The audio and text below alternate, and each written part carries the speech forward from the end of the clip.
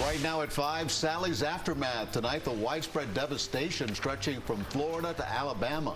Students back to school, what the local teachers union say must happen first. Their message for parents. A return to happy hour, the Miami-Dade mayor's first call to reopen bars. Plus, the Miami Heat's block party, the play that is the talk of the NBA today. Thank you for joining us. I'm Carly Barnett, in for Lauren Pastrana. And I'm Elliot Rodriguez. CBS 4 News at 5 starts right now. This is CBS 4 News at 5. Now at 5, Sally slams the Gulf Coast as a Category 2 hurricane. The storm dumping months' worth of rain, packing dangerous winds, and leaving widespread damage. Our team coverage of Tropical Storm Sally starts right now. This is a live look in Pensacola as Tropical Storm Sally continues its relentless surge north at a snail's pace, and with it, historic amounts of rain, more than 2 feet already. Let's go to video right now from Panama City, where the storm turned roads into rivers, and it'll be days before residents will be able to assess all the damage Sally left behind. From the Florida Panhandle to southern Alabama, many are left without power. Some even figuring out what to do next because their homes are so damaged by all of that water we saw. So let's get right to CBS's Skylar Henry live from Fairhope, Alabama, with a look at the conditions there. Skylar, what can you tell us? Hey, Carly, Elliot, good evening to you. Thousands of people are without power in this area. Guys? Some really scary images there. Skylar reporting live from Mobile, Alabama. Nearly 27 million people from the Gulf Coast to Virginia are now under flash flood warnings. Our team coverage continues now with CBS 4 Chief Meteorologist Craig Setzer with the latest advisory on the storm. Craig. Yeah, the storm continues to move inland. We're not asking for the moon. That's the fact. We are asking for the bare minimum. Members of the teachers union are pleading with leaders tonight that they reopen classrooms carefully. Many teachers worry that their health is being put at risk when they return in October. CBS 4's Joan Murray joins us live in Fort Lauderdale with their calls to action. Joan. Well, school buildings like this one are CBS 4 News. Joan, thank you. And staying on the road to reopening, it's the news that some businesses and bar owners have been waiting to hear. Yeah, they certainly have. Mayor Carlos Jimenez says he will begin talks on reopening with restrictions next week. CBS 4's Ty Russell joins us live from downtown Miami with the latest on that. Ty? Well, Elliot and Carly, families in Miami-Dade will soon.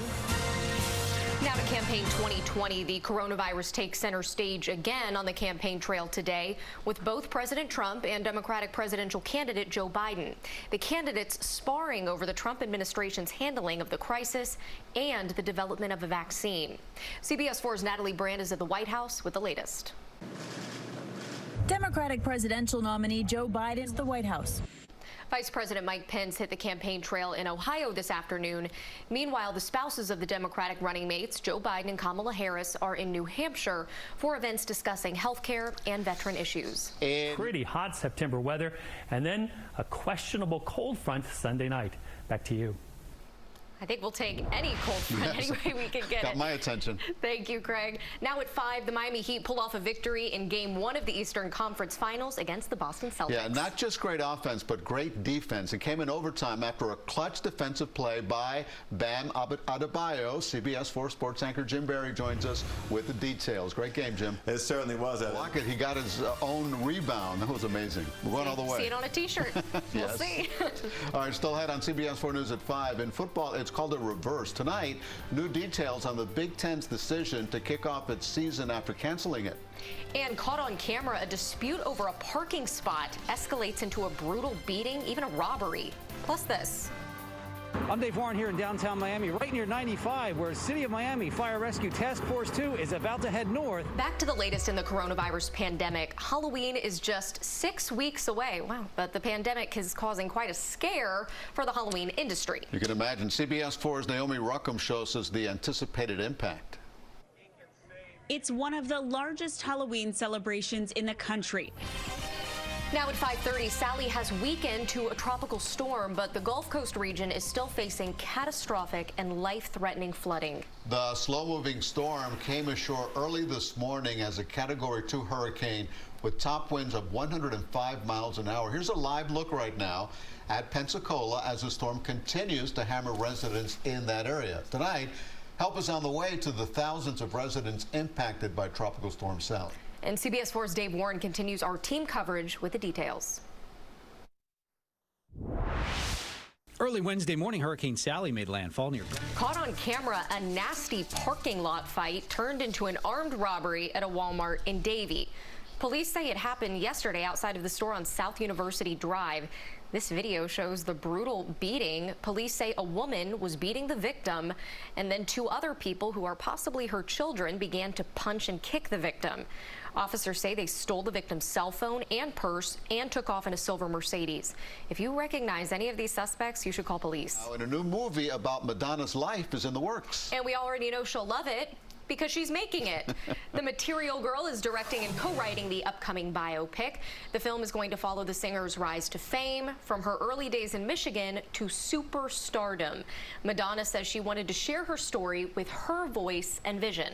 Kim Kardashian and some of her famous friends are facing off with Facebook. They are freezing their accounts for 24 hours on Facebook and Instagram, which is owned by Facebook, to protest the spread of misinformation on social media. Kardashian says she can't stay silent while these platforms allow the dissemination of hate and propaganda. Churlo, CBS 4 News. Oh, I love that it highlights a local hero. I know. This is now the second local movie that we have to see. One Night in Miami also. Oh, that's right. Yeah.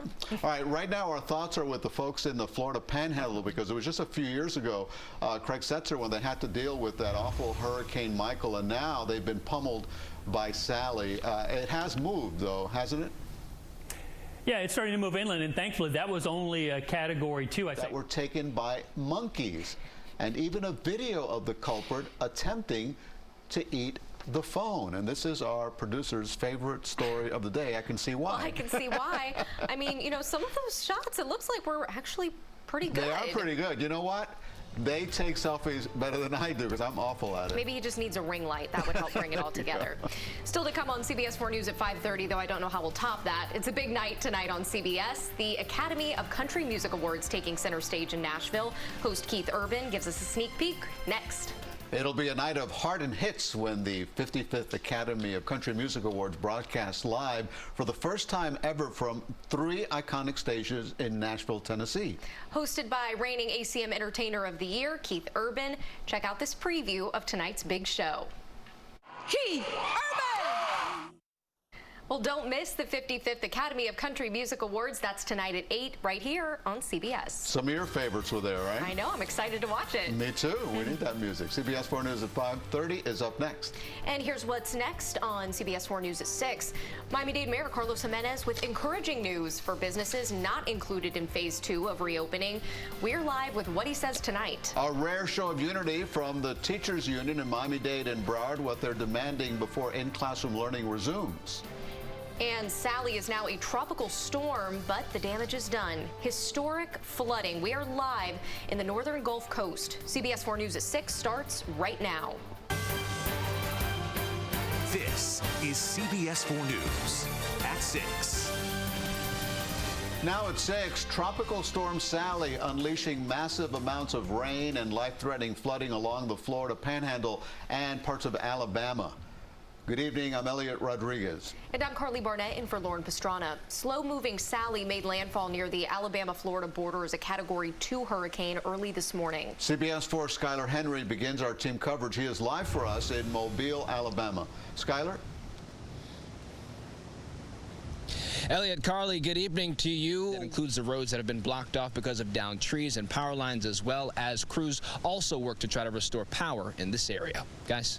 Skylar, thank you for that live update. Our team coverage continues now with where Sally is at the moment, where it's headed, and details on all the rain it's already produced. CBS 4 Chief Meteorologist Craig Setzer is tracking Sally and the rest of the tropics. Craig. Yep, still busy out there. Also out in the Atlantic, plus a strengthening Hurricane Teddy, a weakening Tropical Storm Vicky, and no more of Paulette. That's enough out there, right? I'll be back with a look at that in our forecast coming up. I would say that is enough, Craig. Thank you. Now, some encouraging news on Miami-Dade's road to reopening for bar owners and other business owners who were left out of Phase 2. Miami-Dade Mayor Carlos Jimenez says he will begin talks that could lead them to reopening with restrictions. CBS 4's Ty Russell joins us from downtown Miami with the latest on that. Ty. Well, Carly, bartenders have been demanding some change for some time. New at 6, the pandemic has kept visitors from enjoying the Miami Seaquarium, but it has not kept the Seaquarium's manatee rescue, rehabilitation, and release team from its mission. Today, Minnow, a 700-pound male manatee rescued near Marathon back in March, was released into the wild. CBS 4 photojournalist Rafael Murciano shows it to us. His name is Minnow. That's our news for now. The CBS Evening News with Nora O'Donnell is next. And we are back in half an hour with CBS 4 News at 7. See you then.